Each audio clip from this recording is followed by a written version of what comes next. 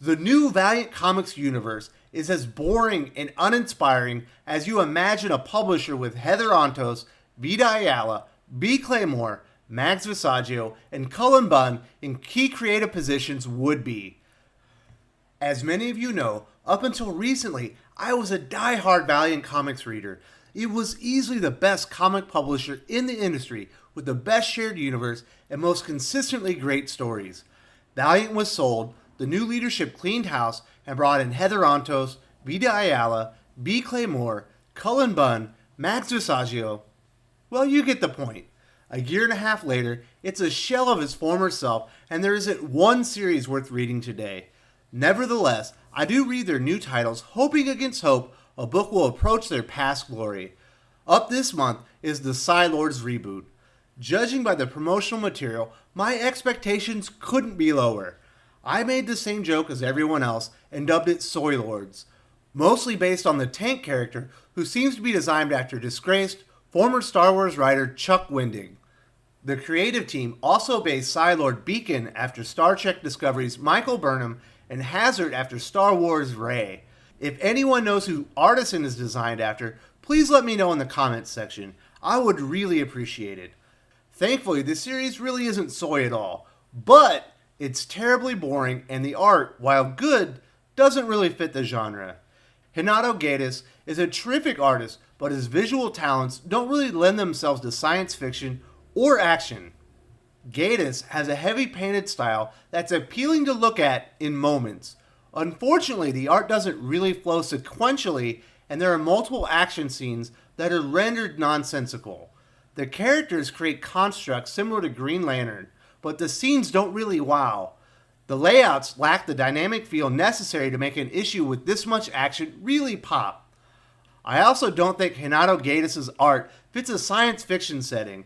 This would be much cooler on a Tomb Raider or some other terrestrial adventure series.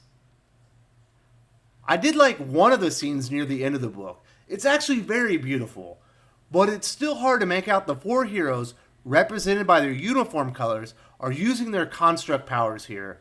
All in art, the art is nice to look at, but doesn't fit the book in my mind.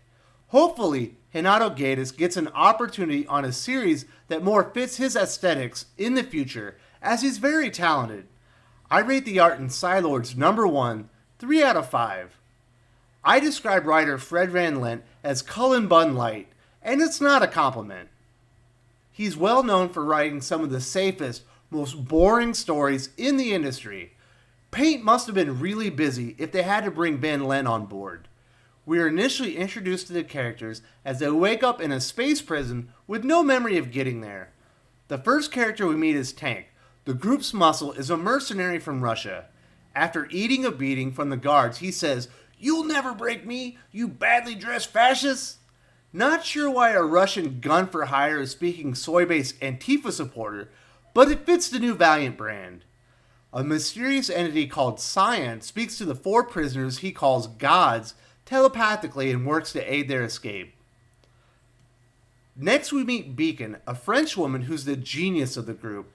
Pretty on the nose to cast Michael Burnham from Star Trek as the logic-based character. Beacon is the first character to remember anything before arriving in her cell. They all received surgery and had distinctive markings placed on the tops of their heads. She's searching for data and wants to face her accusers as Cyan tries to explain why she's here. We then come across Artisan, a creative type whose Earth origin is ambiguous. As Cyan tries to help him break free, he realizes he has muscle memory and knows how to escape an alien prison. He appears to be of Asian descent, but claims he's going to break from the Aztec sex dungeon as soon as the guards turn their backs. Not sure why an Asian character would reference South American ancient history, so maybe he's actually of Latino or South American origin. The final Psi-Lord we meet is Hazard, a depressed American with anger issues. Easily the most cliché actor in a cast of four very formulaic characters. She wants Cyan out of her head because it's already full. She's having flashes of memories with a knife in her hand and blood everywhere.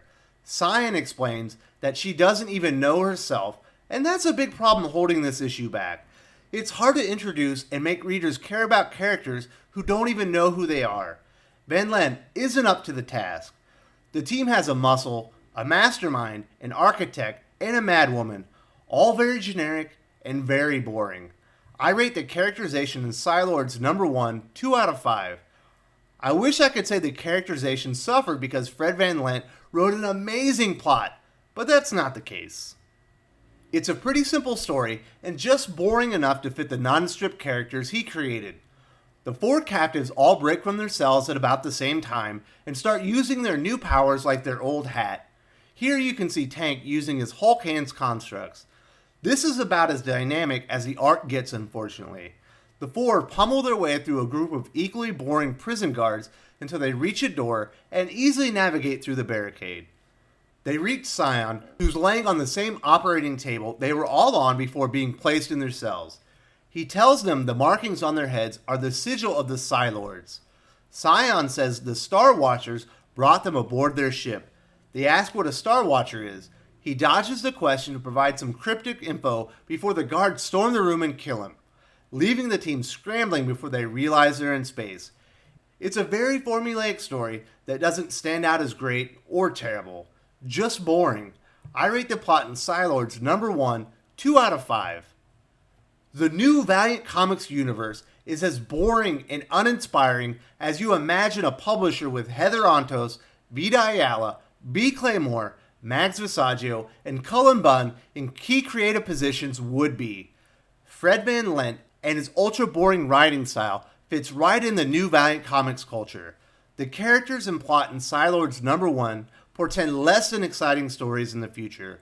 The art by Renato Guedes is cool, but doesn't fit the genre or action. I rate Psi-Lords number 1, 2.5 out of 5 overall. Readers hoping for a return to the high standards of the publisher just 18 months ago will be very disappointed. I don't recommend this series to anyone. It's not terrible by any means, but it's hopelessly boring and likely doesn't have much of a future moving forward. Valiant Comics have yet to produce a series worth recommending in 2019. There's hope for Bloodshot, featuring Brett Booth's terrific visual stylings, but writer Tim Seeley is as hit and miss as it gets.